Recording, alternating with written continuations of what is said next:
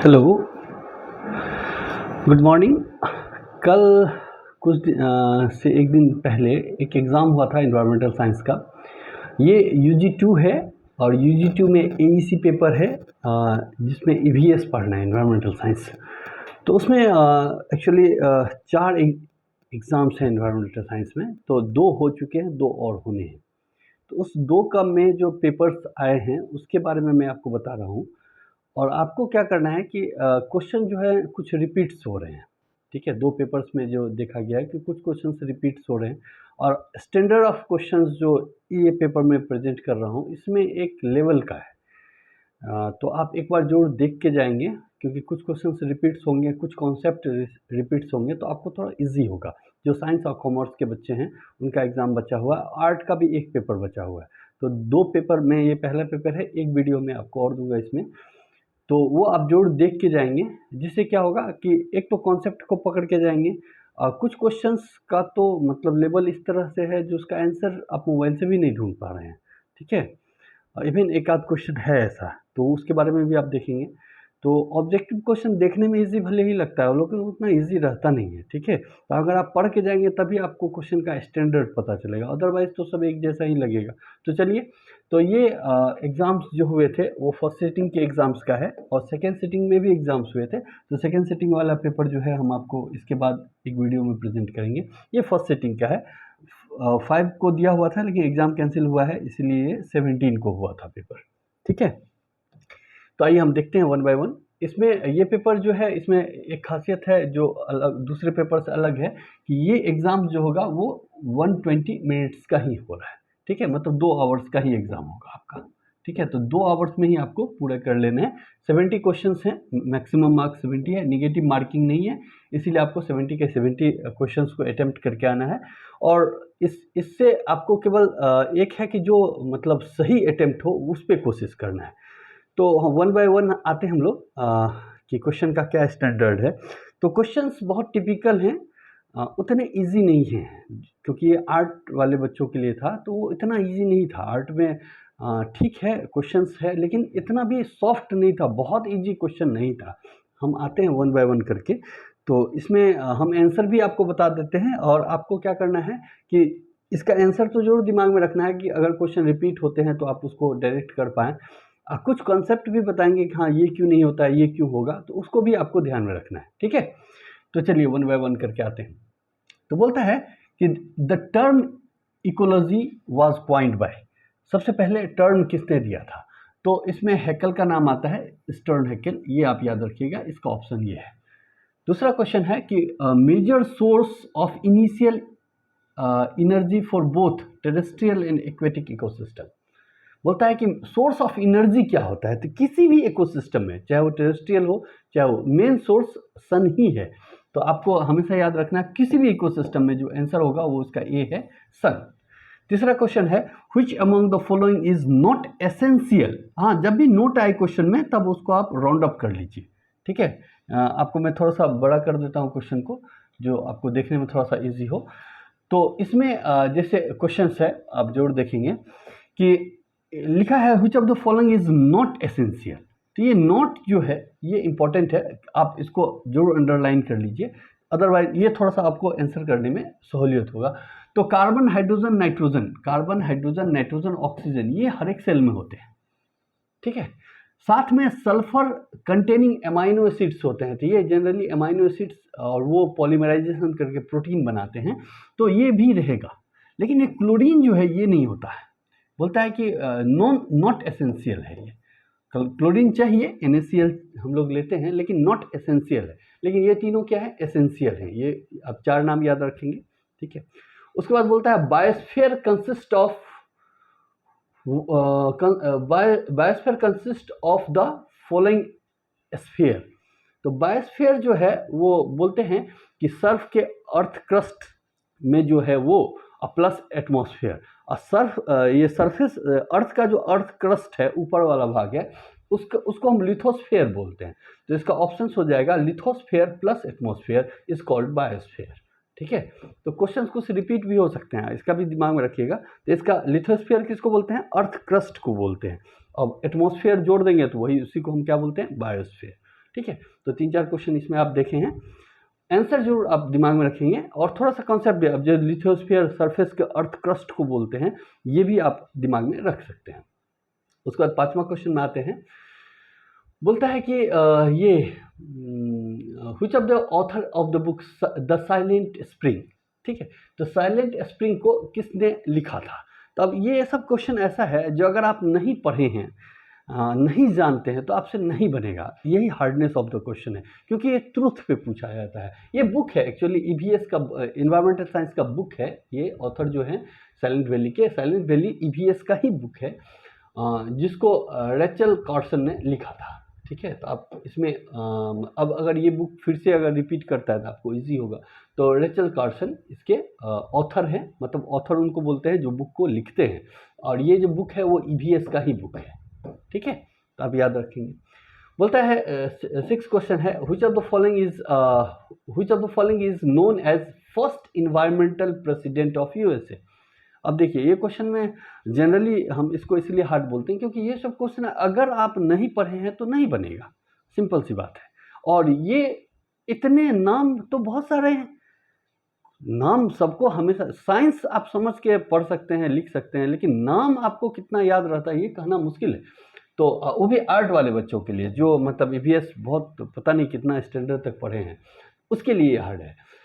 इसका भी ऑप्शंस जो है वो first environmental president of USA यही थे। ठीक है, फर्स्ट ऑप्शन है इसका, थियोडोरे और रोजेवेट। तो ये आपको दिमाग में रखना है। उसके बाद पूछता है कि Earth Day is celebrated. Earth Day generally environmental day पूछता था तो सबको याद होता है इन्वायरमेंटल डे है, लेकिन अर्थ डे यही बोलता है क्वेश्चन का हार्डनेस कि इन्वायरमेंटल डे पूछता तो 80% बना सकते थे, लेकिन अर्थ डे एक पूछ दिया तो ये भी डे ही पूछा। लेकिन ये अर्थ डे मैक्सिमम को अगर नहीं कंसर्न में है तो नहीं याद है, ये एक्चुअली 22 अप्रैल को होता है। इसको आप ये सब क्वेश्चन का आंसर ही आप एकदम दिमाग में रखिए तो ये हो जाएगा। नेक्स्ट क्वेश्चन है आपका कि what is the full form of NGT. ठीक है, एनजीटी आप सुने होंगे वर्ड है, मुंबई में अभी इसको लेके बहुत हल्ला हुआ था। ये नेशनल ग्रीन ट्रिब्यूनल है। ठीक है, मतलब इन्वायरमेंट को बचाने के लिए है कि अगर पेड़ है तो आप लगा के रखिए, पेड़ लगाइए, इस टाइप का ही ये है। तो ये नेशनल ग्रीन ट्रिब्यूनल है, इसको आप याद रखेंगे। तो एनजीटी का फुल फॉर्म ये है, फर्स्ट इसका ऑप्शन जो है वो फर्स्ट है। ठीक है, तो 8 क्वेश्चन हो गए। चलिए नेक्स्ट में आते हैं हम लोग। हाँ, हिंदी में भी मैं आपको दिया हूँ, जो हिंदी पढ़ते हैं बच्चे वो हिंदी पढ़ लेंगे, लेकिन ऑप्शंस दोनों का सेम ही है। ठीक है, जो इसका मान लीजिए फर्स्ट ऑप्शन है तो इसमें भी फर्स्ट ही ऑप्शन वो है। ठीक है, क्लियर है। उसके बाद नेक्स्ट क्वेश्चन है आपका, which of the following environmental activities to receive the Nobel peace prize. बोलता है कि किनको पीस प्राइज दिया गया था जो इन्वायरमेंट की एक्टिविटी के लिए दिया गया था। तो ये भी इजी क्वेश्चन नहीं है। ठीक है, इतने सारे नोबेल प्राइज हैं, पीस के लिए नोबेल प्राइज इन्वायरमेंटल साइंस की एक्टिविटी के लिए किनको मिला है, तो ये तो एकदम क्वेश्चन का एक स्टैंडर्ड है, जिसको याद है वही बना पाएगा, क्योंकि इतने सारे नोबेल प्राइज हैं, कितना याद करेंगे आप। तो इसका जो आंसर है वो वांगडी मथाई को मिला था। ठीक है, ये वांगडी मथाई है। ठीक है, तो इसका ऑप्शन आप ये दिमाग में रखेंगे। उसके बाद है कि the transitional region between two ecosystem is known as. तो ये जो इकोलॉजी पढ़े हैं या हमने पढ़ाया भी है, उसमें बताया गया है इसको हम लोग इकोटोन बोलते हैं। इसको क्या बोलते हैं? इकोटोन बोलते हैं। लेकिन देखिए ये ट्रांजिशन मतलब होता है दो के बीच में, ये दो है, इसके बीच का रीजन। ठीक है, अब प्रॉब्लम कहाँ है, हार्डनेस ऑफ द क्वेश्चन आप देखिए कि जो नहीं पढ़े हैं, अब इसको ट्रांजिशनल रीजन भी बहुत सारे मार सकते हैं क्योंकि बीच में ट्रांजिशन में है। ये बफर रीजन भी बहुत सारे स्टूडेंट मार सकते हैं, बफर भी वही होता है दो रीजन के बीच वाला। लेकिन यहाँ पे एक वर्ड दिया गया है कि नहीं, इकोटोन ही होगा, उसको इकोलॉजी में डिफाइन किया गया है। तो हार्डनेस क्वेश्चन का समझ गए ना, जो बच्चा नहीं जानता है वो इस दोनों में ज़्यादा मारेगा, क्योंकि ये देखने में लगता है कि इसी टाइप का होगा, लेकिन ये होता नहीं है। तो हार्डनेस ऑफ द क्वेश्चन जो बोल रहे हैं वो इसीलिए बोल रहे हैं हम इसमें, क्योंकि जो पढ़ा है वही बना सकता है, अदरवाइज नहीं बनेगा ये। अदरवाइज आप ये सब मार के जाएंगे। ठीक है, तो इसका आंसर क्या हो जाएगा 10 का? ए हो जाएगा। उसके बाद नेक्स्ट क्वेश्चन में आते हैं हम लोग कि which of the following known as primary producer. Primary producer कहने का मतलब होता है जो फोटोसिंथेसिस से खाना बनाता है, और इसमें प्लांट ग्रुप ही आते हैं कभी भी। प्राइमरी उसको बोलते हैं जो प्लांट ग्रुप का है, सेकेंडरी उसको बोलते हैं जो प्राइमरी को खाता है, जैसे प्लांट को खाने वाले को, जैसे हिरन है, काव है, इसको हम लोग सेकेंडरी बोलते हैं।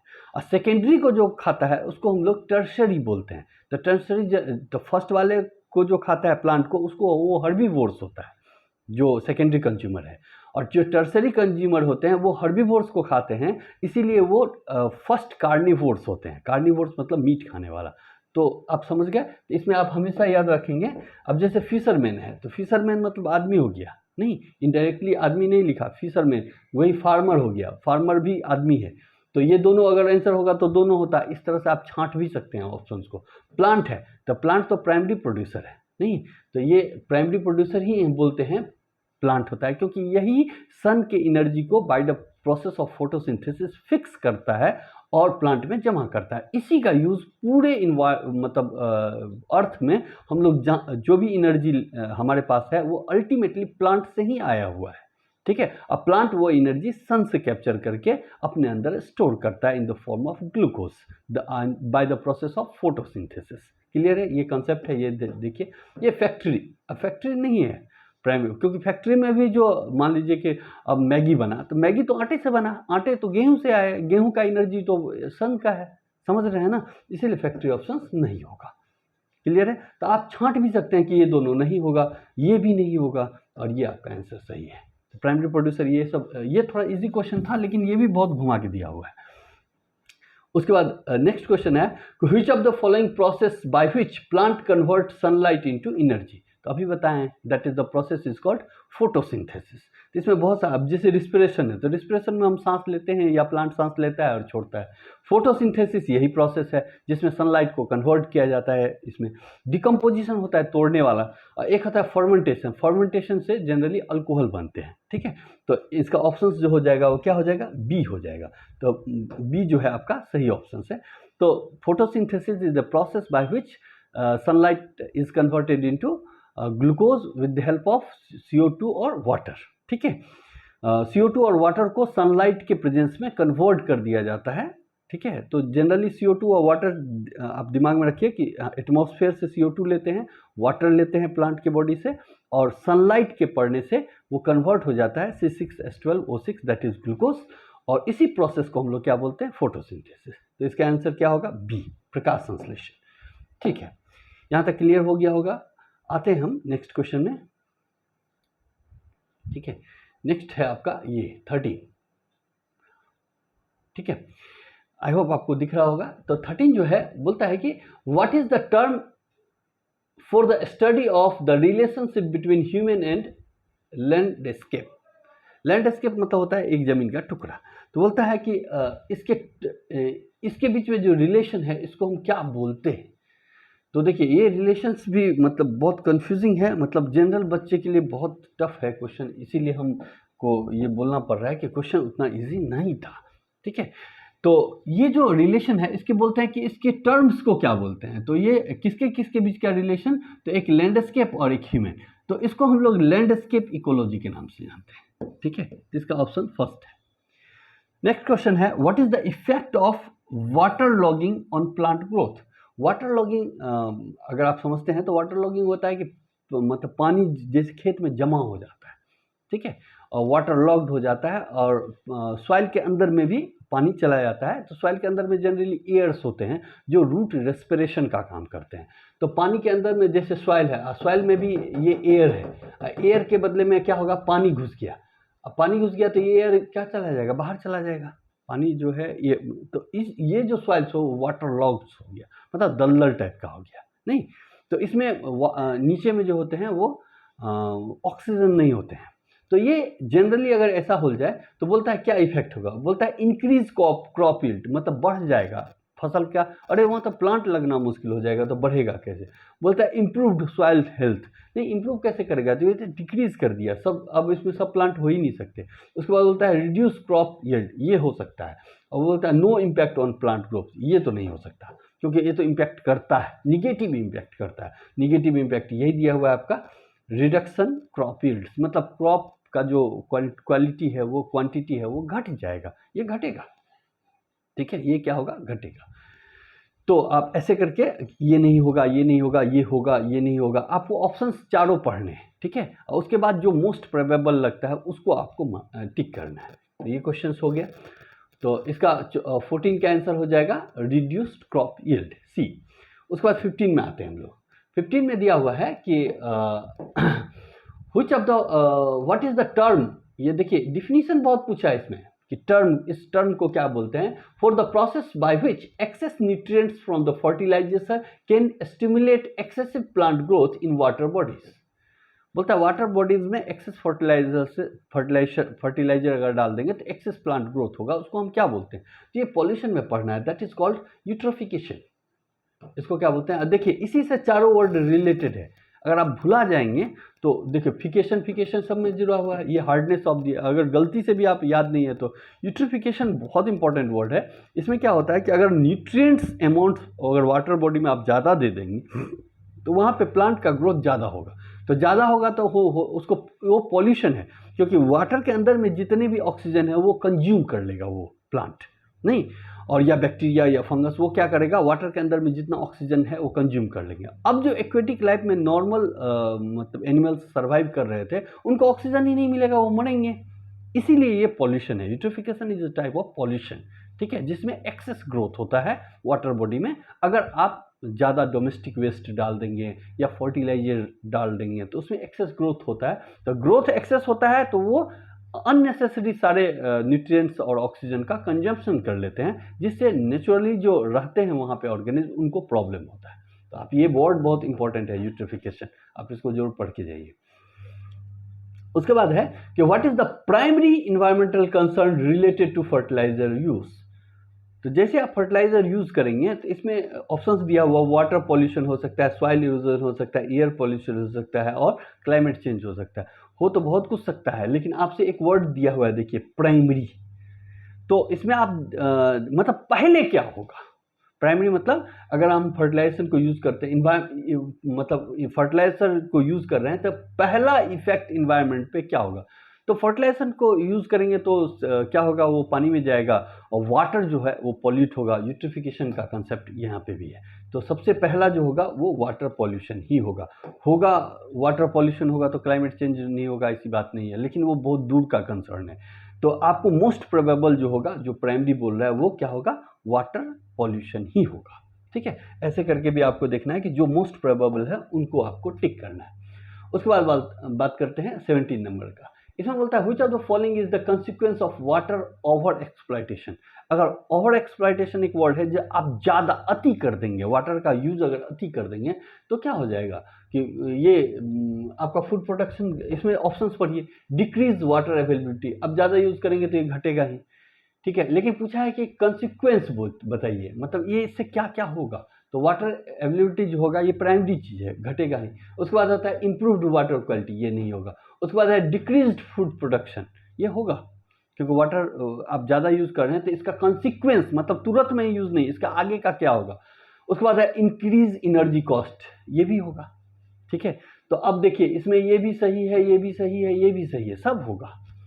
ठीक है, लेकिन लास्टली क्या होगा, लास्टली मतलब कॉन्सिक्वेंस का मतलब होता है लास्ट मोमेंट में क्या हो जाएगा।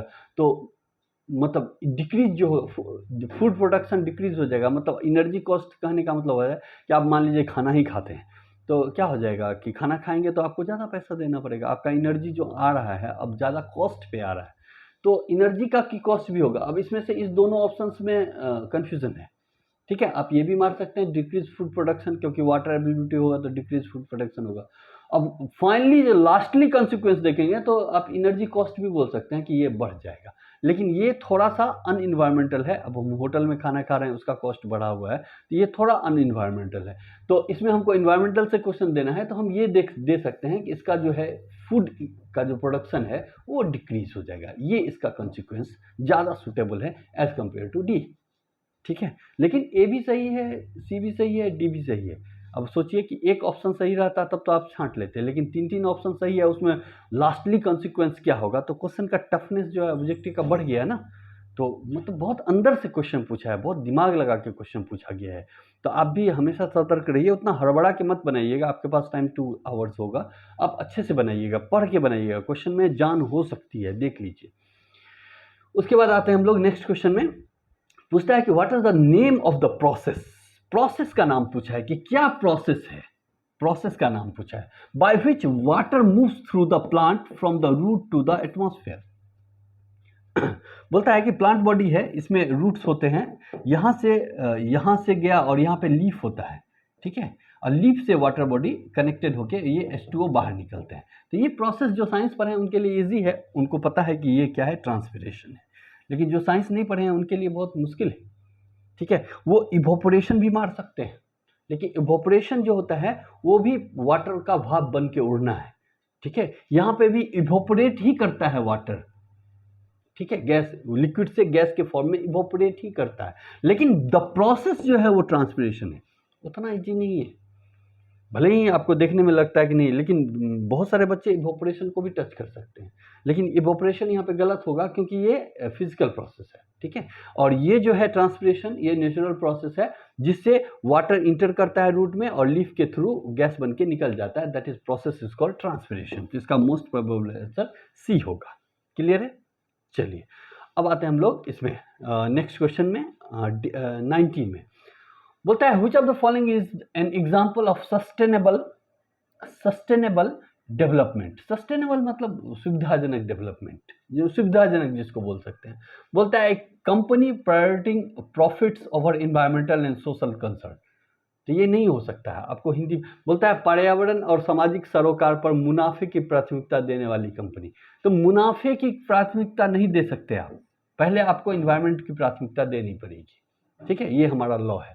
दूसरा है कि community investing in the renewable energy and sustainable infrastructure. ये एक हद तक सही है, लेकिन आपको चारों ऑप्शन पढ़ना है। A government implanting policies that promote concern growth at the expense of the environment. ये ऑप्शन इसी के बराबर हो गया, इसीलिए ये नहीं होगा तो ये भी नहीं होगा। बोलता है कि कोई गवर्नमेंट कंपनी लगा रही है जो इन्वायरमेंट के कॉस्ट पे चलेगी, लेकिन इन्वायरमेंट के कॉस्ट पे आप कोई कंपनी नहीं चला सकते।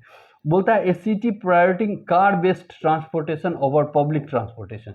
बोलता है कि नहीं, कोई ये सिटी है जिसमें कार का ट्रांसपोर्टेशन पे बल दिया गया है, ना कि पब्लिक में। तो हमेशा इन्वायरमेंटल कंसर्न, जो यहाँ पे क्या लिखा है, सस्टेनेबल, मतलब जो सुविधाजनक है इन्वायरमेंट के लिए, डेवलपमेंट के लिए, या जो डेवलपमेंट। तो कार का ट्रांसपोर्टेशन महंगा पड़ेगा, इन्वायरमेंट को ज़्यादा कॉस्ट चुकाना पड़ेगा, क्योंकि ज़्यादा पॉल्यूशन होगा। और पब्लिक ट्रांसपोर्ट में तो कम पॉल्यूशन होगा और कम ये इन्वायरमेंट को अच्छा होगा, इसीलिए ये भी नहीं होगा। इसका मतलब आपका आंसर बी ही होगा, ठीक है। इसी तरह आपको पढ़ने हैं, सारे कुछ समझने हैं, इन्वायरमेंट से रिलेटेड है, तो आपको दिमाग में रखना है कि इन्वायरमेंट को फ़ायदा हो, मतलब वो जो काम होना पड़ेगा वो इन्वायरमेंट के फ़ायदे के लिए होगा, ठीक है। चलिए, तो ये इसका ऑप्शन समझ गए, इनका ऑप्शन जो होगा वो बी होगा। उसके बाद नेक्स्ट आते हैं हम लोग ये नेक्स्ट ऑप्शन जो है आपका वो ये है 20। हाँ, अब ये देखिए, बोलता है कि which of the following is suitable development goal, ठीक है। अब इसमें देखिए SDG 1 बोलता है कि which of the following is sustainable development goal. SDG इसी का फुल फॉर्म है 1, इसमें नंबर दे दिया, ऑफ द 17 SDGs। अब आपको देख लीजिए क्वेश्चन कितना हार्ड है। अगर आपको 17 याद नहीं है तो 1 कैसे बताएंगे आप, ठीक है। और ये सब क्वेश्चन इतना इजी नहीं है, बहुत स्टैंडर्ड क्वेश्चन है। जो MSc वाले हैं उनको भी शायद ये नहीं पता है कि SDG क्या होता है और उसका 1 to 17 गोल्स क्या है, और उसमें से एक गोल्स क्या है वो उसके बारे में आपको पूछा है। तो क्वेश्चन इजी नहीं है, ठीक है, एक लेवल का क्वेश्चन है। तो इसमें जो 1 का गोल था वो ये था कि पॉवर्टी को कम करना, गरीबी को मिटाना है, ठीक है। ये आपका ऑप्शन फर्स्ट ही दिया हुआ है, एरिकेट पॉवर्टी एंड हंगर। तो आप कहेंगे क्या मैं 17 रटते रहूं सर? नहीं रट सकते आप। या 17 में पढ़ लूँ सर, कोई पूछेगा तो नहीं पढ़ सकते आप, ठीक है। आपको मतलब ये पूछा है तो इसके बारे में आपको पता होना पड़ेगा, ठीक है। आप 17 रटने नहीं जाइए, लेकिन एक जो पूछा है उसके बारे में आपको पता होना पड़ेगा कि SDG का पहला गोल इरेडिकेट मतलब हटाना होता है, पॉवर्टी एंड हंगर को हटाना। क्लियर है? चलिए, तो 20 का हो गया 1। उसके बाद है what is the 3 pillars of sustainability. कैसे आप सस्टेन कर सकते हैं, मतलब रह सकते हैं, क्या क्या पिलर होगा। तो उसमें एक दिया है कि आपका इकोनॉमिक, सोशल और इन्वायरमेंटल, ये अच्छा चीज़ है, ठीक है, ये हो सकता है। बोलता है इकोनॉमिक्स, पॉलिटिकल, पॉलिटिकल नहीं भी होगा तो आप सर्वाइव कर सकते हैं। सोशल, इन्वायरमेंटल और टेक्नोलॉजिकल, टेक्नोलॉजी तो पहले नहीं था, अभी ना आया है, तो पहले हम लोग सर्वाइव किए ना, तो इसलिए ये भी उतना उसके बाद है economical, social and governance, governance मतलब हो गया गवर्नमेंट, तो ये नहीं भी होगा तब भी हम सर्वाइव कर सकते हैं। तो इसीलिए सबसे इम्पोर्टेंट इसमें जो ऑप्शन हो गया ये यही हो गया कि आपका इकोनॉमिक्स अच्छा हो, सोशल अच्छा हो और इन्वायरमेंटल अच्छा हो, तो आप सर्वाइव कर सकते हैं विदाउट गवर्नमेंट और विदाउट पॉलिटिक्स, ठीक है। तो ये और इसका ऑप्शन 21 का 1 हो गया, ठीक है। तो क्वेश्चन का स्टैंडर्ड भी आप देखते चलिए और ऑप्शंस भी देखते रहिए, तो इससे आपको क्या करना है कि ये दिमाग में रहेगा कि हाँ ये सब चीज़ पूछा हुआ है, अगर ये इसी को रिपीट करता है तो आपसे ये बन जाएगा। उसके बाद नेक्स्ट आते हैं हम लोग 23, बोलता है व्हाट इज द टर्म। देखिए यहाँ पे फिर टर्म पूछा है, मतलब किसको कहते हैं वो पूछ रहा है। What is the term, what is the term used for the process of human community becomes increasingly depend on technology and the lose touch with environment। मतलब हम environment के टच से कम हो रहे हैं और टेक्नोलॉजी पे ज़्यादा ये कर रहे हैं, तो दैट इज कॉल्ड इंडस्ट्रियलाइजेशन, ठीक है। इसका ऑप्शन सिंपल था, लेकिन ये टेक्निफिकेशन, अर्बनाइजेशन, ये सब भी ये है, लेकिन इसमें जो ज़्यादा बेहतर है वो क्या है, इंडस्ट्रियलाइजेशन। नेक्स्ट है what is the term use for study of relationship between human health and environment. इसमें भी टर्म ही पूछा है, देखिए किसको क्या कहते हैं, और टर्म भी पूछा, ऐसा नहीं है कि इसको आप ऐसे ही बोल सकते हैं।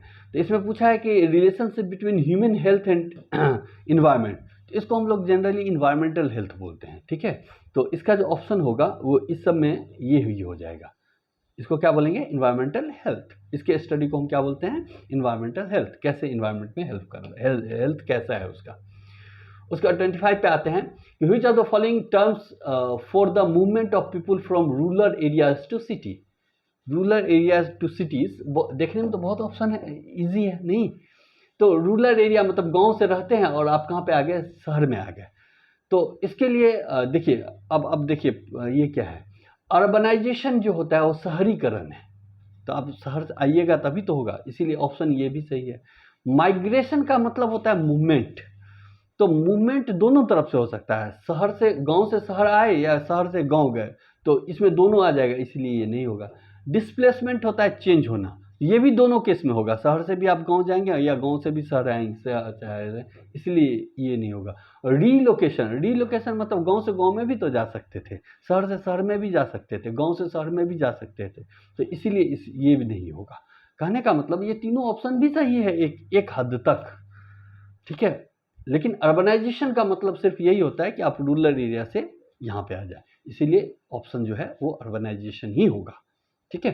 तो ये भी बहुत इंपॉर्टेंट क्वेश्चन है, और कितना कंफ्यूजिंग है, जो बच्चे आर्ट के हैं अगर नहीं पढ़े हैं उनके लिए ये सोच के देखिए उस स्थिति में ये कितना कंफ्यूजन होगा उनके लिए, ठीक है। उनके दिमाग में तो सबसे पहले माइग्रेशन ही आएगा कि माइग्रेट कर दिया, नहीं तो ये, या इंग्लिश वाले बच्चों के लिए कितना प्रॉब्लम होगा।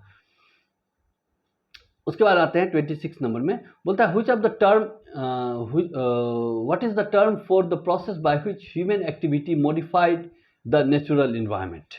बोलता है कि ह्यूमन का एक्टिविटी जब नेचुरल, जैसे कहीं पेड़ लगा हुआ है, जंगल है, आपने काट दिया, तो आपकी एक्टिविटी से जंगल कट गया, तो नेचुरल इन्वायरमेंट को आप ह्यूमन एक्टिविटी से अगर चेंज करते हैं तो उसको हम लोग एंथ्रोपोजेनिक चेंज बोलते हैं। एंथ्रोपोजेनिक मतलब, ये वर्ड बहुत इंपॉर्टेंट है, याद रखिएगा, ये एंथ्रोपोजेनिक का मतलब होता है मैन मेड चेंज, नहीं तो आप अगर यहाँ पे लिखा ही है कि ह्यूमन एक्टिविटीज, तो मैन मेड चेंज को हम लोग एंथ्रोपोजेनिक एक्टिविटी बोलते हैं। जैसे हमने राइस का फील्ड लगाया, तो ये भी एंथ्रोपोजेनिक होता है, मतलब आर्टिफिशियल जिसको बोलते हैं, तो आर्टिफिशियल नहीं बोल के यहाँ पे हम क्या बोलते हैं, एंथ्रोपोजेनिक, ह्यूमन मेड, ठीक है। उसके बाद नेक्स्ट क्वेश्चन है आपका, what is the primary goal of global environmental facilities, GEF। इसका प्राइमरी गोल क्या है, तो प्राइमरी मतलब पहला गोल क्या है, तो ये जो संस्था है ये प्रोटेक्ट करती है बायोडाइवर्सिटी को। बायोडाइवर्सिटी मतलब होता है कि जो भी डाइवर्सिटी है उसको प्रोटेक्ट कर रही है, डाइवर्सिटी मतलब डिफरेंट फॉर्म ऑफ लाइफ, उसको प्रोटेक्ट करना इसका प्राइमरी काम है। तो इसमें देखते हैं, to provide the funding for environmental project, नहीं ये इसका प्राइमरी काम नहीं है, ये भी करती है लेकिन प्राइमरी काम नहीं है। टू प्रोटेक्ट सस्टेनेबल डेवलपमेंट, ये भी इसका प्राइमरी वर्क नहीं है। टू प्रोटेक्ट बायोडाइवर्सिटी या टू रिड्यूस पॉल्यूशन, तो पॉल्यूशन को भी रिड्यूस करना इसका मेन काम नहीं है, लेकिन इसके एम में आ जाता है। लेकिन इसका जो मेन काम है वो टू प्रोटेक्ट बायोडाइवर्सिटी, ये आंसर होगा इसका। ठीक है, इसका मेन काम जीईसी का यही है, जीईएफ का यही है। ठीक है, ग्लोबल इन्वायरमेंटल फैसिलिटी। ठीक है, और ये मतलब यूएसए की संस्था है जिसका मेन फंक्शन क्या है, टू प्रोटेक्ट बायोडाइवर्सिटी। और ये सब क्वेश्चंस अगर आप नहीं पढ़े, और कितना पढ़ेंगे, क्योंकि इन्वायरमेंटल हमको साइंस जहाँ तक पता है वो पहले क्लास दूसरे क्लास से पढ़ाया जाता है, टिल एमएससी भी इन्वायरमेंटल साइंस से आप कर सकते हैं। कहने का ये मतलब है कि लॉट ऑफ नॉलेज भरा पड़ा है। तो स्टैंडर्ड ऑफ क्वेश्चंस हमको तो बहुत स्टैंडर्ड लगा इसमें। पता नहीं आप लोगों ने एग्ज़ाम कैसे दिया है, मतलब आप अच्छे से एग्ज़ाम दिए होंगे, आई होप सो। लेकिन क्वेश्चन का स्टैंडर्ड जो पढ़ के गए होंगे उनको पता चलेगा वो बहुत स्टैंडर्ड था। और आपका तो साइंस है, उसमें तो रहेगा ही साइंस, इसमें साइंटिफिक है, थोड़ा टर्म ज़्यादा यूज़ किया, आपको हो सकता है साइंस ज़्यादा यूज़ करे, इसलिए अच्छे से पढ़ के जाइए आप, मतलब जितना भी आप हो सके पढ़ के जाइए। और क्वेश्चन सबका आंसर तो एकदम दिमाग में रखिए, हो सकता है रिपीट हो बहुत सारा, हो सकता है, ऐसा नहीं कि रिपीट होगा ही, हो भी सकता है, क्योंकि दूसरे वाला जो एग्ज़ाम हुआ उसमें कुछ क्वेश्चन रिपीट हुए हैं। बोलता है what is the term for the process of reducing waste by reducing या रिसाइकलिंग मटेरियल। बोलता है कि रिड्यूसिंग वेस्ट, अगर वेस्ट को रिड्यूस करें किससे, रीयूजिंग से या रिसाइकलिंग मटेरियल से, तो उसको हम लोग क्या कहते हैं। तो बोलता है ये waste reduction, waste management, waste minimization और वेस्ट इकोनॉमी। ये चारों वर्ड देखने में एक ही जैसा लगता है, नहीं, लेकिन ये एक्चुअली में वेस्ट मैनेजमेंट है। तो ये नहीं होगा, ये नहीं होगा, ये नहीं होगा, आंसर क्या होगा, वेस्ट मैनेजमेंट। इसको हम रीयूज या रिसाइकिल करके बनाते हैं, उसको हम लोग वेस्ट मैनेजमेंट बोलते हैं। ठीक है, उसके बाद आते हैं 32 में। इसमें बोलता है what is the primary cause of eutrophication of water body. Water body में प्राइमरी कॉज क्या है, तो दो बहुत प्राइमरी कॉज हैं इसमें। एक तो है एक्सेस एग्रीकल्चर का, में आप जब एग्रीकल्चर में आप फर्टिलाइजर को यूज़ करते हैं, और दूसरा है डोमेस्टिक वेस्ट, जो सीवेज है उसको आप वाटर बॉडी में छोड़ते हैं। दो बहुत ये है इसमें, ये बहुत है। और दोनों में ये बताना कि मतलब ये ऑप्शंस जो है, और आपका ये डोमेस्टिक वेस्ट, ये यूट्रिफिकेशन मतलब होता है वाटर बॉडी में ज़्यादा जनसंख्या हो जाए प्लांट ऑर्गेनिज्म का, जिससे उसमें क्या होता है, ऑक्सीजन का डिप्लीशन होता है, और नेचुरल जो सर्वाइवल है वहाँ पे वो उनको दिक्कत होता है। अब देखिए क्वेश्चन का स्टैंडर्ड कैसा है, मतलब ये दोनों नहीं होगा, बी नहीं होगा, डी नहीं होगा। ठीक है, ये तो देखने में, लेकिन ए और सी में कौन ज़्यादा होता है ये उतना इजी डिटरमाइन करना मुश्किल है, क्योंकि दोनों का जो एवरेज होता है करीब करीब सेम होता है, करीब करीब। तो अगर आपने ए और सी मारा है तो ठीक है, अच्छा है। लेकिन इसमें से भी अगर बोलेंगे तो मतलब, क्योंकि एग्रीकल्चर फील्ड्स भी बहुत ज़्यादा हैं और डोमेस्टिक वेस्ट भी बहुत ज़्यादा है, और इसमें अभी तक कंपैरिजन में अगर आप देखेंगे तो दोनों का करीब करीब सेम है, करीब करीब 5 to 20 डेसीलीटर पर ml देता है ये। तो ये जो है, मतलब अभी अगर हमसे पूछेंगे तो हम तो डोमेस्टिक वेस्ट मारेंगे इसमें, और दोनों बहुत क्लोज है एक दूसरे के।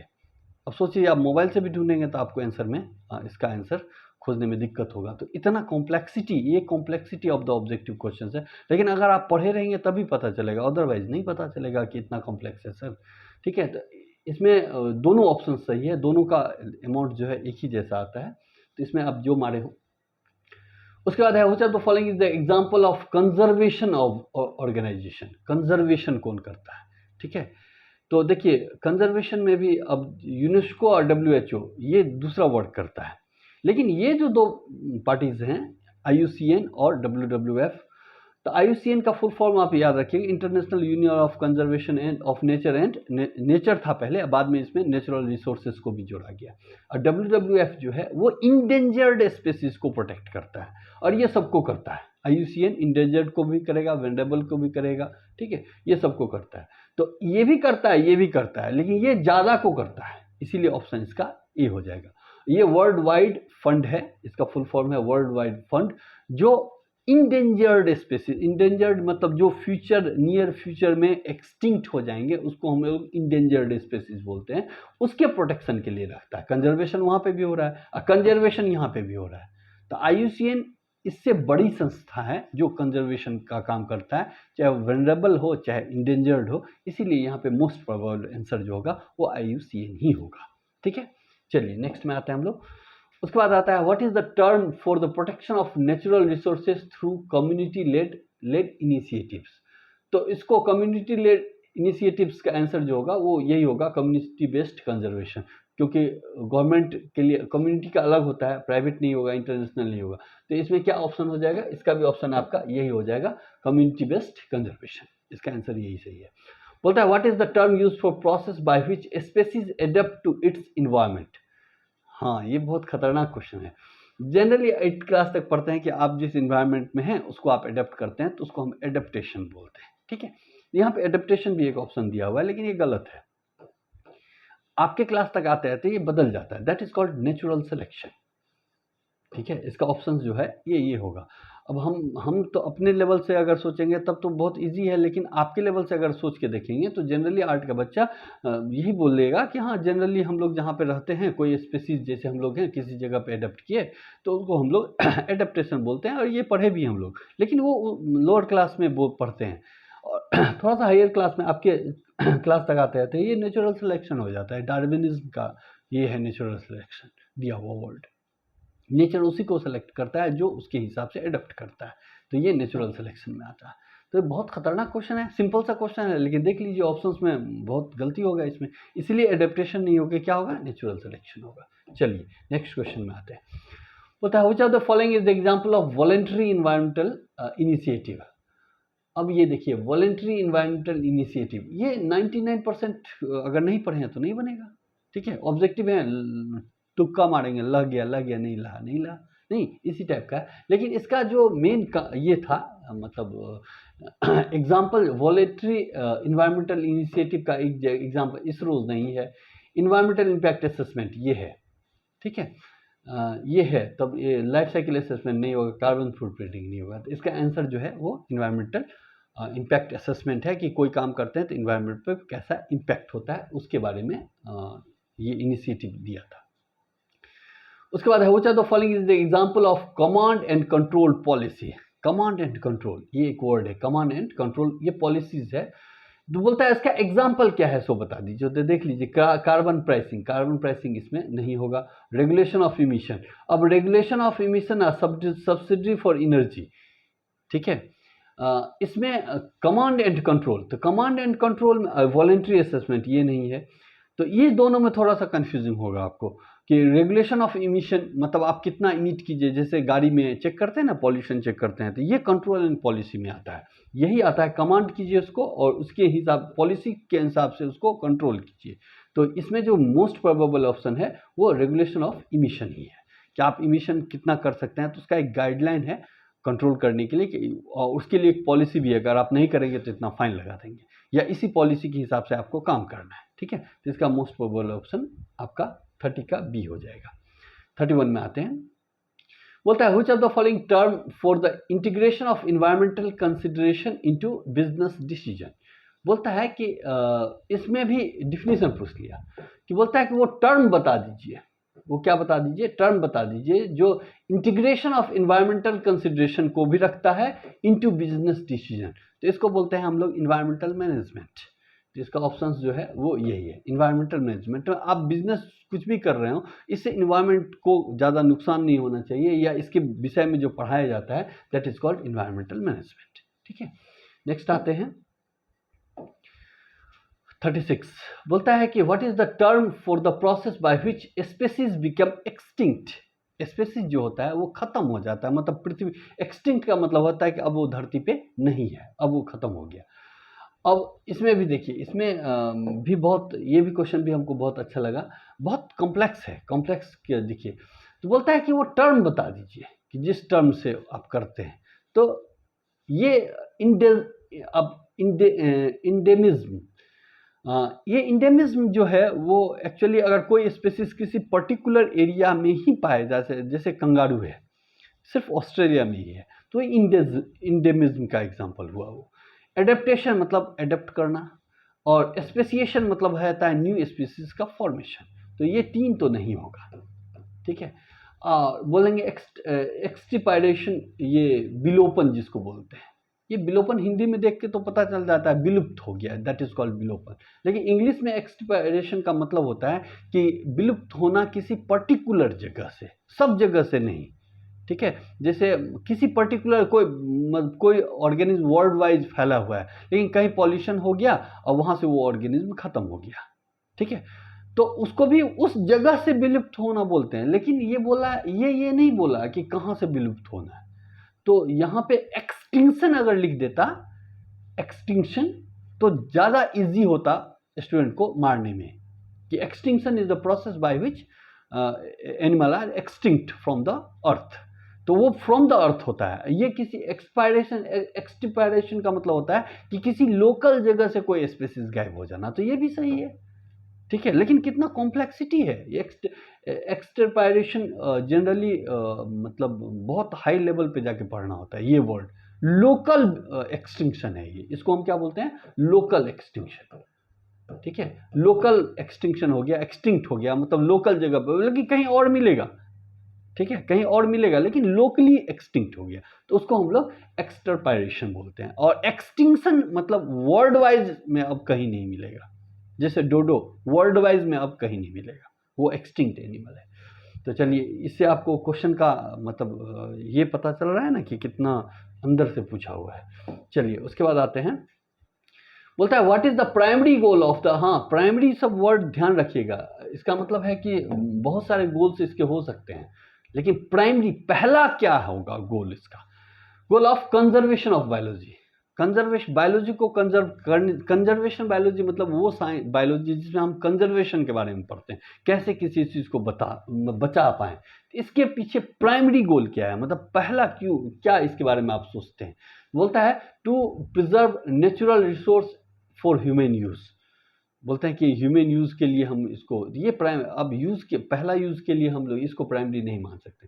बोलता है to protect the preserve threatened and endangered species, ये एक काम का है कि जो जाने वाले हैं उनको हम बचाना चाहते हैं। टू प्रोमोट सस्टेनेबल डेवलपमेंट नहीं हो सकता, टू स्टडी नेचुरल वर्ल्ड नहीं हो सकता, लेकिन जो कहने का मतलब है जो जाने वाले हैं उनको आप बचा रहे हैं, ये प्राइमरी गोल हो सकता है, ठीक है, कंजर्वेशन बायोलॉजी का, और यही गोल भी है, ठीक है। तो आंसर आपका बी सही होगा, ठीक है। 38 में आते हैं, बोलता है which of the following is non renewable source. Non renewable दो तरह की एनर्जी के सोर्स हैं, नॉन रिन्यूएबल और रिन्यूएबल, जिसको आप रिन्यू कर सकते हैं। जैसे ये है, जैसे इसमें चारों कोल, ऑयल, नेचुरल गैसेस और यूरेनियम, ये हमारे पास है, लेकिन रिन्यूएबल नहीं है, मतलब फिर से नहीं आएगा, जितना है उतना आप खर्चा कर सकते हैं। जैसे आपके बैंक अकाउंट में कुछ पैसा रखा हुआ है और पैसा बाहर से नहीं आएगा, तो वो आपका नॉन रिन्यूएबल हो गया, ठीक है। और किसी को पेमेंट आ रहा है हर एक महीने, तो उसका रिन्यूएबल हो गया, फिर से आ जाएगा, फिर से आ जाएगा, नहीं, तो ये नॉन रिन्यूएबल सोर्स है, मतलब यहाँ पे नॉन लगा हुआ है। रिन्यूएबल सोर्स जैसे हुआ सन एनर्जी, वो हमेशा आएगा, जब तक आप लाइफ है तब तक सन एनर्जी से आपका लाइफ चलेगा। तो दोनों में अंतर समझ गए। अब बोलता है कि resources use primary for electricity generation. Electricity generation के लिए कहाँ यूज, किसको यूज करते हैं, तो जनरली अब देखिए कोल को भी यूज करते हैं और यूरेनियम को भी यूज करते हैं, दोनों ऑप्शन है आपके पास। लेकिन कोल को प्राइमरली यूज करते हैं, पहला कोयला से हम पहले एनर्जी बनाते हैं, यूरेनियम से हर एक जगह नहीं बनाते, ठीक है, यूरेनियम से हर एक जगह नहीं बनाते। जैसे पावर प्लांट है, कोई न्यूक्लियर पावर प्लांट है, वहाँ यूरेनियम से बनाते हैं इलेक्ट्रिसिटी, यूरेनियम से भी इलेक्ट्रिसिटी बनाते हैं, लेकिन कोल जो है हमारा प्राइमरली है, इसीलिए ऑप्शन जो होगा वो कोल ही होगा, ठीक है। तो ऐसे करके क्वेश्चन का हार्डनेस को या अंडरस्टैंडिंग को बढ़ा दिया गया है, ठीक है। उसके बाद आते हैं हम लोग 39 में। आई होप आप आंसर समझ पा रहे हैं, रीजन समझ पा रहे हैं। आपको दिमाग रखना है, एक बार आप लिखते भी जाएंगे, आपका क्वेश्चंस भी क्लियर है, ठीक है। हिंदी वाला भी मैंने दे दिया है, क्वेश्चन का ही पूरा ये है। एक बार जोर देख के जाएंगे तो आपका, देख के जाएंगे तो शायद अगर रिपीट होगा या कुछ कंसेप्ट है इससे आपको कुछ काम हो जाएगा तो वो हो जाएगा, ठीक है, आई होप सो।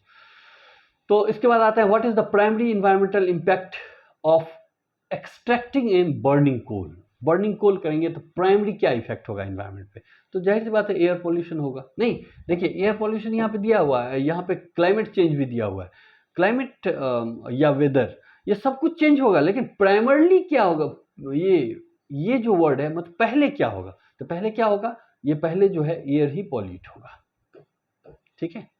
सब रिलेटेड है, होगा सब कुछ, लेकिन पहले जो होगा वो एयर ही पॉल्यूट होगा। नेक्स्ट क्वेश्चन है कि which of the following renewable energy source for generation from the heat of the earth. बोलता है कि एनर्जी निकलता है रिन्यूएबल, मतलब वो हमेशा निकलेगा, ठीक है, source of generated from the heat of the earth, इसको जियोथर्मल एनर्जी बोलते हैं। जैसे हमारा ज्वालामुखी फूटता है, मतलब अर्थ के अंदर से एनर्जी निकलेगा, तो ये सोलर नहीं होगा, विंड नहीं होगा, हाइड्रो नहीं होगा, ये क्या होगा, जियोथर्मल एनर्जी होगा। जियो मतलब जमीन, नहीं, तो इसका ऑप्शन डी हो जाएगा, जियोथर्मल एनर्जी, ठीक है। इसमें ऑप्शंस जो मारेंगे आप, ये मारेंगे। उसके बाद होता है कि व्हिच ऑफ द फॉलोइंग या what is the primary benefit of using biomass energy. Biomass energy को आप यूज करते हैं तो इसका प्राइमरी बेनिफिट क्या है। देखिए इस वर्ड को आप ध्यान दीजिएगा, प्राइमरी कहाँ पे दिया हुआ है, सेकेंडरी कहाँ पे दिया हुआ है, ये सब दिमाग में नहीं दीजिएगा। तो आपका आप टिक ऐसे करके लाइन कर लीजिए, जैसे प्राइमरी मतलब पहला क्या होगा बेनिफिट बायोमास एनर्जी को यूज करने से। बोलता है ग्रीन हाउस इमिशन होगा, नहीं होगा। It is the non renewable source, non renewable source ये बायोमास है ना, ये नहीं है। It is sustainable and carbon natural source of energy benefits. उसके बाद है एक्सपेंसिव टू इंस्टॉल, ये भी नहीं होगा। तो ये दोनों में है। तो वो पूछा है कि primary benefits of the using biomass. Biomass कहने का मतलब है लिविंग ऑर्गेनिज्म जो है उनके मास से अगर आप एनर्जी निकालते हैं उसके क्या हैं फायदे। तो बोलता है नॉन रिन्यूएबल। नॉन रिन्यूएबल क्या है, क्योंकि बायोमास का प्रोडक्शन होगा तो रिन्यूएबल होगा, इसलिए ये नहीं होगा, इसलिए ये होगा, ठीक है। It is the sustainable carbon source होता है। बायोमास मतलब हम लोग का जो बायोलॉजिकल मटेरियल्स है उसमें कार्बन न्यूट्रल सोर्स होता है ऑफ एनर्जी, यही ऑप्शन होगा, ठीक है। तो इसका सी होगा ऑप्शन 41 का। उसके बाद आते हैं हम आपका 39 40 तो हो गया ना, हाँ ये स्लाइड दोबारा आ गया लगता है, ठीक है। 42 में आते हैं। इसमें दिया हुआ है कि what is the primary source of energy for hydro electric power. Hydro electric power जो होता है वो उसमें जो प्राइमरी सोर्स ऑफ एनर्जी ये क्या है हाइड्रो इलेक्ट्रिक पावर में। हाइड्रो इलेक्ट्रिक पावर मतलब ये वाटर से निकलते हैं हम, तो मूविंग वाटर हो जाएगा। उसके बाद what is the role of producer in the ecosystem. Producer क्या करता है, प्रोड्यूस करता है क्या एनर्जी, ये टू प्रोड्यूस एनर्जी, ये ऑप्शन हो जाएगा थ्रू फोटोसिंथेसिस। इसका फोटोसिंथेसिस से ही ये प्रोड्यूसर जो है वो ये प्राइमरी प्रोड्यूसर है, मतलब रोल क्या होगा, तो इसका यही रोल है, ठीक है, कि फोटोसिंथेसिस से एनर्जी को कैप्चर करता है, केमिकल लाइट एनर्जी को केमिकल एनर्जी में। उसके बाद है what is the process by which water becomes acidic. Water जो एसिडिक होता है मतलब वे जनरली वेदरिंग ऑफ रॉक से होता है, यूट्रिफिकेशन तो बोलता है प्रोसेस बोलने के लिए। तो इस एसिडिक वाटर तो वेदरिंग ऑफ रॉक्स होता तो ज़्यादा इसमें ये था। सेडिमेंटेशन मतलब होता है गिरना, पॉल्यूशन, यूट्रिफिकेशन ये तीन नहीं होगा, ये एसिड डिपोजिशन ही हो जाएगा। एसिड डिपोजिशन होने से ही वाटर एसिडिक हो जाएगा, लेकिन वेदरिंग ऑफ रॉक्स देता तो ज़्यादा सुटेबल था। इसमें था which of the following is in the example of sustainable agriculture practice. Sustainable agriculture practice मतलब किसको आप इजीली कर सकते हैं या जो अच्छा है नेचर के लिए। तो मोनोकल्चर फार्मिंग, मोनोकल्चर फार्मिंग एक क्रॉप को बनाना नहीं होगा। क्रॉप रोटेशन ये सही है। इंटेंसिव फार्मिंग ये भी गलत है। ऑर्गेनिक फार्मिंग ये भी हो सकता है। तो देखिए दो ऑप्शन सही है, क्रॉप रोटेशन और ऑर्गेनिक फार्मिंग दोनों हम लोग सस्टेनेबल एग्रीकल्चर प्रैक्टिस में लाते हैं। लेकिन इसमें से ज़्यादा कौन होगा, अब तो हो गया ना क्वेश्चन का मतलब लेवल बढ़ गया ना। तो इसमें आप देखेंगे ऑर्गेनिक फार्मिंग हर एक जगह नहीं होता है, लेकिन क्रॉप रोटेशन हर एक जगह होता है।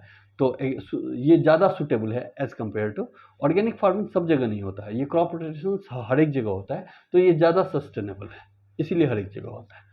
तो इसका आंसर हो जाएगा बी। उसके बाद आते हैं 46 में। 46 में which of the following is best benefit for suitable agriculture. बोलता है कि suitable following is benefit of suitable agriculture, मतलब बेनिफिट क्या होगा, मतलब लाभ क्या है, सुटेबल एग्रीकल्चर के लाभ क्या है। तो एग्रीकल्चर से लाभ क्या होगा, सुटेबल एग्रीकल्चर से, तो उसके बारे में ऑप्शंस दिया हुआ है, देख लीजिए आप।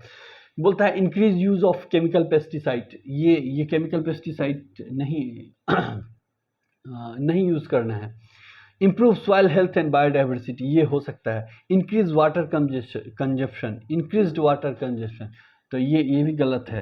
रिड्यूस क्रॉप यील्ड, ये भी गलत है। तो आंसर क्या हो जाएगा B, improved soil health and biodiversity, ठीक है। अगर आप सस्टेनेबल एग्रीकल्चर करते हैं तो सॉइल का हेल्थ भी अच्छा रहेगा और बायोडाइवर्सिटी भी वहाँ मेंटेन रहेगी। इसके बारे में बताना है।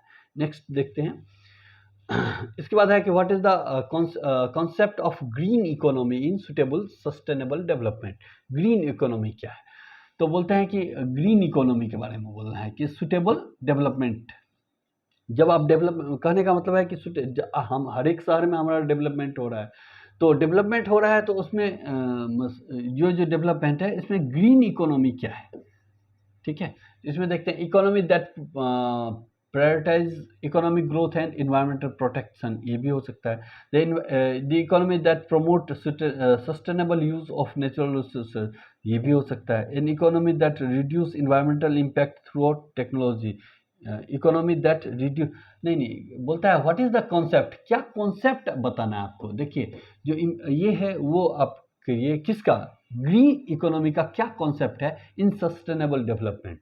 सस्टेनेबल डेवलपमेंट में ग्रीन एनर्जी का, सस्टेनेबल डेवलपमेंट मतलब विकास हो रहा है कंटिन्यूस, उसमें ग्रीन इकोनॉमी का क्या ये है, क्या मतलब आप क्या कॉन्सेप्ट है, अवधारणा क्या है। तो बोलता है कि green that reduce environmental impact through technology, the economy that promote social justice, तो ये नहीं होगा। The economy that reduce environmental impact through technology, the economy that reduce environmental impact through technology, तो ये हो सकता है। लेकिन इसमें कौन बेटर होगा सो देखना पड़ेगा। And economy that prioritize economic growth over, ये नहीं होगा क्योंकि ये economic growth over environmental protection, environmental के प्रोटेक्शन को आप तोड़ करके और इकोनॉमिक ग्रोथ कीजिए, ये अलाउ नहीं है। The economy that promotes sustainable use of natural resources, ये भी अलाउ नहीं है क्योंकि सस्टेनेबल मतलब यूज आप जितना भी करेंगे तो हमारे पास नेचुरल रिसोर्सेज फिक्स हैं, ठीक है। जैसे पेट्रोलियम फिक्स है, ये फिक्स है। तो इसमें जो ये होगा कि N economy that reduces environmental impact through technology, technology से हम इन्वायरमेंटल इम्पैक्ट को कम करते हैं, मतलब अच्छा से इन्वायरमेंट लगाएंगे, जिसका ऑप्शन सी हो जाएगा, ठीक है। बहुत कॉम्प्लेक्स है क्वेश्चन, इतना इजी नहीं है, ठीक है। उसके बाद आते हैं हम लोग 48 में। 48 में क्या है कि what is the term use, यहाँ पे भी टर्म पूछा। तो आप जब ऑब्जेक्टिव बनाएंगे तो ऐसे करके क्वेश्चंस में मतलब एक ये अंडरलाइन करके रखेंगे कि ये हमको टर्म बताना है। For the process of withdrawing water from the source faster than it can be replenished, मतलब फिर से आने से, बोलता है कि किसी स्रोत से पानी को पुनः भरने की तुलना में तेजी से निकालने की प्रक्रिया को क्या कहते हैं। तो ये water degradation, water pollution, water over extraction, ये आ जाएगा। या वाटर, इससे वाटर डिप्लीशन भी होगा, ठीक है। तो सारे वर्ड रिलेशन है, रिलेटेड है, लेकिन एक लिमिट से ज़्यादा अति करना, तो अति के लिए एक वर्ड है इसमें, ओवर एक्सट्रैक्शन या ओवर एक्सप्लॉयटेशन। तो इसका आंसर जो होगा वो डी हो जाएगा, ठीक है। उसके बाद आते हैं नेक्स्ट 49, बोलता है which of the following is consequence of water scarcity. Water scarcity का क्या कॉन्सिक्वेंस होगा, मतलब लास्ट में क्या होगा। बोलता है इंक्रीज फूड सिक्योरिटी, नहीं होगा। इंक्रीज फूड सिक्योरिटी कहाँ से होगा, इंक्रीज फूड सिक्योरिटी मतलब होता है फूड में सिक्योरिटी का मिलना, तो फूड में सिक्योरिटी नहीं मिलेगा। उसके बाद होगा इम्प्रूव्ड पब्लिक हेल्थ, कैसे पब्लिक हेल्थ इम्प्रूव हो सकता है, नहीं हो सकता है, ठीक है। पब्लिक हेल्थ इम्प्रूवमेंट नहीं होगा। उसके बाद आते हैं हम लोग, उसके बाद आता है इकोनॉमिक ग्रोथ, बोलता है वाटर स्कार्सिटी होगा तो इकोनॉमिक सोशल अनरेस्ट, ये हो जाएगा, ठीक है। तो क्योंकि ये तीनों गलत है। इकोनॉमी बोलता है which of the following consequence of water scarcity, water scarcity होगा तो इकोनॉमिक ग्रोथ कहाँ से होगा। वाटर स्कार्सिटी होगा तो पब्लिक का हेल्थ कैसे इंप्रूव होगा, नहीं होगा। इंक्रीज फूड सिक्योरिटी कैसे इंप्रूव, तो एक ही ऑप्शन बता है, अनरेस्ट मतलब अशांति हो जाएगा।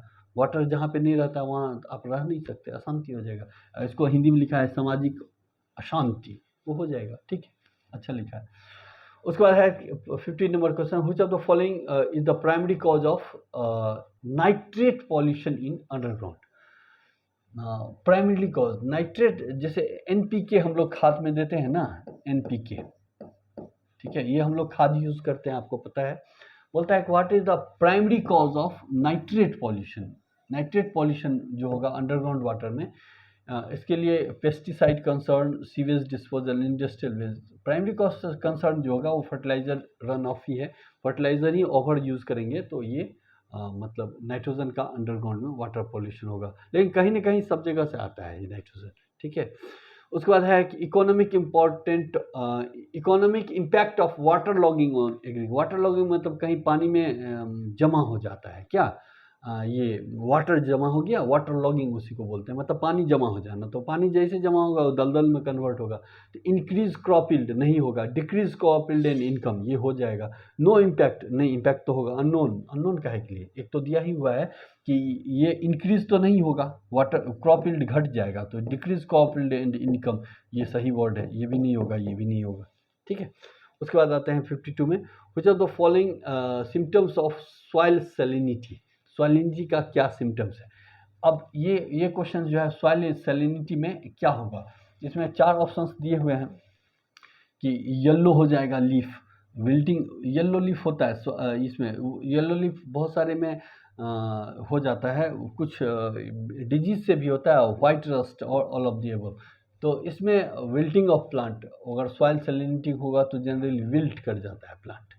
ठीक है, प्राइमरी तो नहीं, इज दिया है तो ऑल ऑफ द ऑप्शंस नहीं होगा, एक ही बताना है आपको। तो विल्टिंग ऑफ प्लांट्स जो होगा, ये विल्टिंग मतलब सूख जाना। तो जैसे ही आप नमक वाले बोलते हैं ना, नमक में हाथ, समुद्र में नहाने से आदमी को प्यास लगता है क्योंकि वाटर जो है खींच जाता है, तो विल्टिंग हो जाएगा, सूख जाएगा प्लांट। ठीक है, तो ये इसका ऑप्शन होगा। उसके बाद आते हैं हम लोग 53 में, what is the effects of soil salinity on soil structure. Soil structure पे क्या इफेक्ट होगा, तो बोलता है इम्प्रूव हो जाएगा, नहीं होगा। नो इम्पैक्ट, ऐसा भी नहीं है, इम्पैक्ट तो होगा। अननोन, अननोन नहीं है। डिग्रेड सॉइल स्ट्रक्चर, ये इसमें क्या हो जाएगा, सॉइल का स्ट्रक्चर जो होगा वो डिग्रेड हो जाएगा। ठीक है, तो ये है। उसके बाद नेक्स्ट क्वेश्चन है आपका, what is the term for the belief that all the living beings have inherent values and should be treated with respect. इसको क्या बोलते हैं।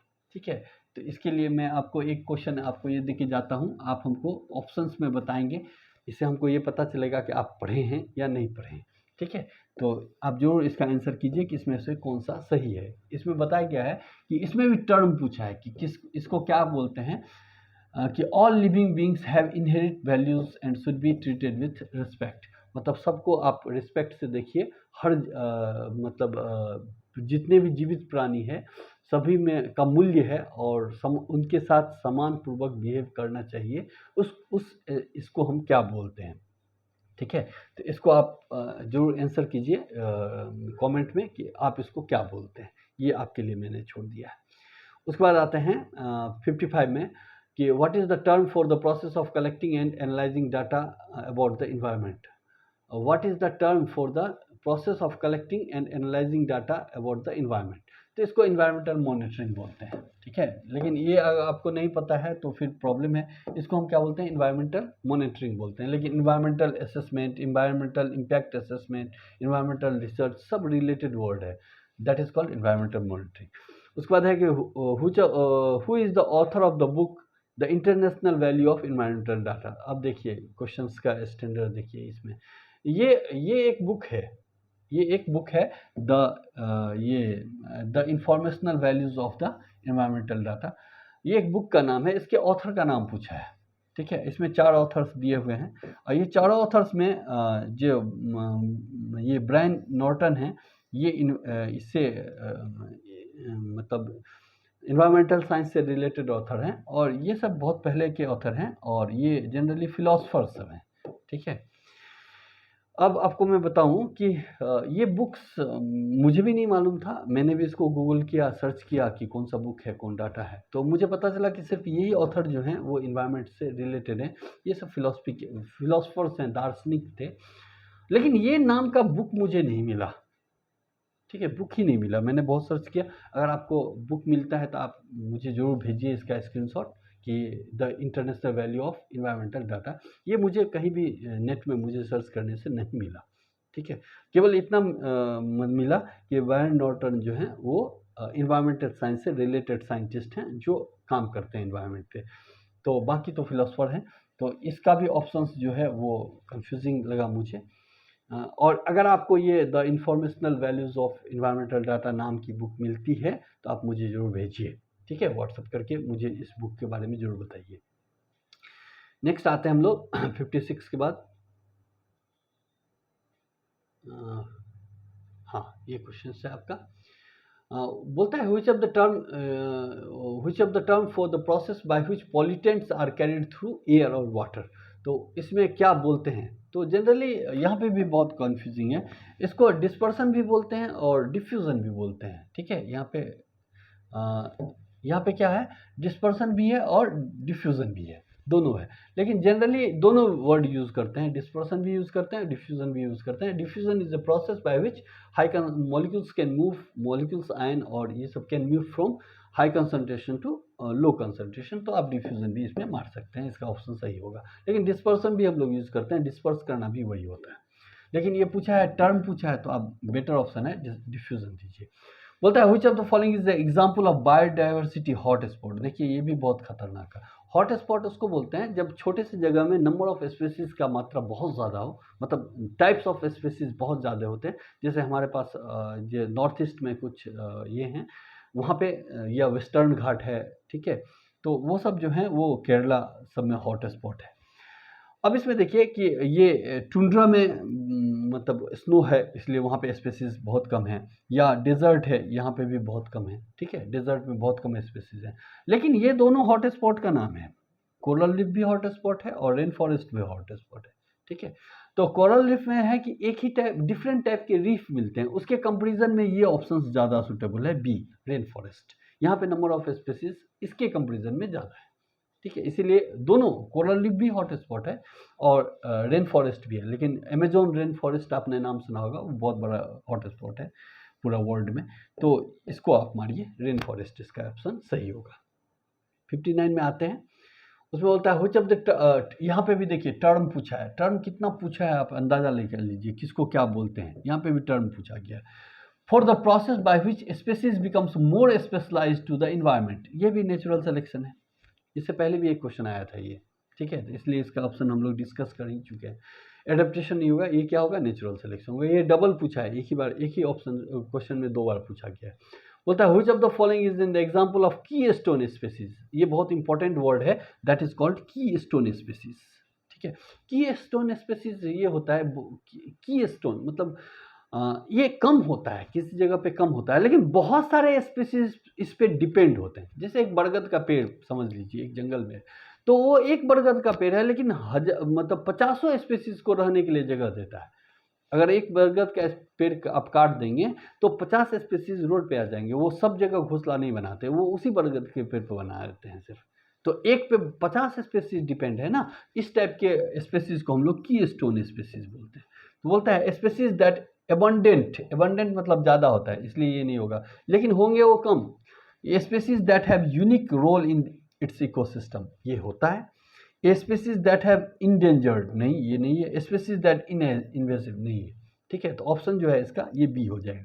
लेकिन आप की स्टोन स्पीसीज समझ के रखिए कि नंबर ऑफ ये की स्टोन स्पीसीज नंबर में क्या होंगे, कम होंगे, लेकिन उस पर डिपेंड होने वाले बहुत सारे स्पीसीज होंगे, इसलिए इनको हम लोग की स्टोन स्पीसीज बोलते हैं। ये बहुत इंपॉर्टेंट क्वेश्चन है, ठीक है। तो ऑप्शन क्या हो जाएगा कि species that have unique role in ecosystem, ये इसका ऑप्शन हो जाएगा, ठीक है। उसके बाद आते हैं हम लोग नेक्स्ट में, ठीक है, ओके। उसके बाद नेक्स्ट में आते हैं 61। वो बोलता है which of the following is example of conservation strategies. Conservation strategies का एग्जांपल बताइए। तो बोलते हैं हैबिटेट डिस्ट्रक्शन, इससे तो कंजर्वेशन नहीं होगा। स्पेसीज इंट्रोडक्शन, इससे भी नहीं होगा। प्रोटेक्टेड एरियाज, ये है, ठीक है। तो इसका ऑप्शन ये है, प्रोटेक्ट एरिया करके आप स्पेसीज को कंजर्व कर सकते हैं, इसका ऑप्शन बताना था, ये था। बोलता है which of the following is a consequence of over reliance on the non renewable source. मतलब अब बहुत ज़्यादा निर्भर हो जाएंगे जो नॉन रिन्यूएबल सोर्स है, जैसे पेट्रोलियम है, ये है, तो उससे क्या होगा, एनर्जी सिक्योरिटी नहीं आएगी, सस्टेनेबल एनर्जी सप्लाई नहीं होगा, इंक्रीज ग्रीन हाउस इमिशन ये होगा, रिड्यूस एनर्जी कॉस्ट ये नहीं होगा। तो ऑप्शन इसका सी होगा। उसके बाद है 63। Which of the following renewable source of energy generated from movement of ocean tides. Ocean में जब टाइड्स चलते हैं तो कौन सा एनर्जी बनता है, जिसको टाइडल एनर्जी बोलते हैं, कॉमन है। ये इसका ऑप्शन जो होगा डी हो जाएगा, ठीक है। उसके बाद है इसका ऑप्शन क्या होगा, डी हो जाएगा, सॉरी इसका ये जो है डी हो जाएगा। उसके बाद है which of the following is example of terrestrial ecosystem, जो जमीन पे है। तो जमीन पे ये फ्रेश वाटर नहीं होगा, मेराइन नहीं होगा, कोरल लीफ समुद्र में ही होता है, तो डेजर्ट ऑप्शन होगा, ठीक है। तो आपको कोरल लीफ में नहीं, जैसे इसका हिंदी में दिया है मूंगा चट्टान, तो मूंगा चट्टान लोगों को होगा कि हो सकता है टेरेस्ट्रियल हो, टेरेस्ट्रियल मतलब जो जमीन पे है, तो आंसर क्या हो जाएगा, बी, डेजर्ट। उसके बाद आते हैं हम लोग 65 पे, which of the following is the example of symbiotic relation, मतलब दोनों को फायदा हो इन द इकोसिस्टम, इसका एग्जांपल हो जाएगा C, mutualism. Mutualism is the symbiotic relations. उसके बाद आते हैं हम लोग नेक्स्ट में, what is the term use for movement of energy through the ecosystem. हाँ, ये भी बहुत कॉम्प्लेक्स क्वेश्चन था। तो इसमें जो था मूवमेंट ऑफ एनर्जी, तो मूवमेंट ऑफ एनर्जी जो होता है इसमें ये एनर्जी पिरामिड है, और ये तो movement of energy through an ecosystem, तो ये जनरली फूड चेन के थ्रू होता है। हाँ, इसका हम पिरामिड भी बनाते हैं, एनर्जी पिरामिड बोलते हैं इसको। तो अब फूड वेब जो है वो मल्टीपल फूड चेन अगर एक साथ हो जाए तो हम उसको फूड वेब बोलते हैं। तो इसका बेसिक ऑप्शंस जो होगा बोलता है term use for movement of energy, तो मूवमेंट ऑफ एनर्जी के लिए हम लोग यूज़ करेंगे फूड, क्या यूज़ करते हैं, तो बोलता है what is the term for the movement of energy through an ecosystem. Movement of energy जैसे सबसे ज़्यादा प्राइमरी में होता है, प्राइमरी प्रोड्यूसर में, उससे प्राइमरी कंज्यूमर होता है, उसके बाद सेकेंडरी कंज्यूमर होता है, उसके बाद टॉप कंज्यूमर होता है। तो इसके लिए हम टर्म क्या यूज़ करेंगे, बहुत सिंपल सा क्वेश्चन है लेकिन बहुत घुमाया हुआ है। तो फूड चेन से हम बनाते हैं, ठीक है, आप देख सकते हैं फूड चेन में, लेकिन उसका टर्म जो है वो एनर्जी पिरामिड ही होगा। एनर्जी पिरामिड से हम उसको दिखाते हैं कि ये फूड एनर्जी का कैसे मूवमेंट होता है, लेकिन फूड चेन से ही हम एनर्जी पिरामिड निकालते हैं, ठीक है। तो इसका बेस्ट वर्ड जो होगा वो फूड एनर्जी पिरामिड होगा। उसके बाद आते हैं 67 में कि which of the following is the example of keystone species in ecosystem. ये रिपीट किया हुआ क्वेश्चन है, तो इसमें ये होगा ये species that play unique role in the ecosystem. तो देखिए दो क्वेश्चन ऐसा है जो रिपीट हुआ है इसी में। उसके बाद आते हैं हम लोग 67 हो गया, नेक्स्ट में आते हैं 68 में। उसमें what is soil salinity. Soil salinity का मतलब होता है कि सॉइल का अमाउंट जो होता है सॉइल में ज़्यादा हो जाए तो उसको हम लोग सॉइल सैलिनिटी बोलते हैं। इसलिए इसका ऑप्शन जो होगा वो ए होगा कि soil salinity high concentration of soil, ठीक है, ये होगा सॉइल सैलिनिटी। उसके बाद होता है what is the effect of soil salinity on plant growth. तो ये डिक्रीज हो जाएगा, तो इसका ग्रोथ क्या होगा, डिक्रीज हो जाएगा, 69 का 2 हो जाएगा, ठीक है। उसके बाद लास्ट क्वेश्चन है आपका 70, what is the term use for the process by which pesticide can be accumulated in the tissue of animal. ये देखिए दैट इज कॉल्ड बायोमैग्निफिकेशन, ठीक है। ये भी बहुत इंपॉर्टेंट वर्ड है बायोमैग्निफिकेशन। ये देखिए आप फंसाने के लिए बायो एक्यूमुलेशन भी दिया है, एक्यूमुलेशन में भी जमा होता है, मैग्निफिकेशन मतलब होता है बढ़ना, लेकिन ये जो टर्म यूज किया जाता है इसके लिए ये बायोमैग्निफिकेशन ही यूज किया जाता है, ठीक है। तो ये बहुत इंपॉर्टेंट वर्ड है, आपसे भी आपको भी मिल सकता है। Biomagnification is the process in which pesticides are increase deposited into fatty tissue from higher to lower to higher level, ठीक है। तो ये बहुत इंपॉर्टेंट वर्ड है, इसको आप पढ़ेंगे तो आप इसको एक बार देख के जरूर जाएंगे और क्वेश्चन के कंसेप्ट को समझेंगे, इससे रिलेटेड आप जो कंसेप्ट पढ़ना चाहेंगे पढ़ेंगे। एक वीडियो और मैं आपको आज शाम तक दूंगा, उसमें उसको भी आप एक बार देख के जाइए और बहुत पेशेंस से बनाइएगा। क्वेश्चन उतना इजी नहीं है, हमको तो नहीं इजी लगा। आप जब पढ़ेंगे क्वेश्चंस को, छोटा छोटा अंतर है, देख लीजिए ना, एक ही में चारों ऑप्शन बायोटाइप का ही दे दिया, तो कॉम्प्लेक्सिटी ऑफ जो ये क्वेश्चन है वो बहुत ज़्यादा है। तो आप बहुत अच्छे से बनाइएगा, पूरा टाइम यूज़ करके बनाइएगा, बहुत सोच के बनाइएगा, ऑब्जेक्टिव क्वेश्चन देखने में ईजी होता है। बेस्ट ऑफ लक, अच्छे से मिलते हैं हम।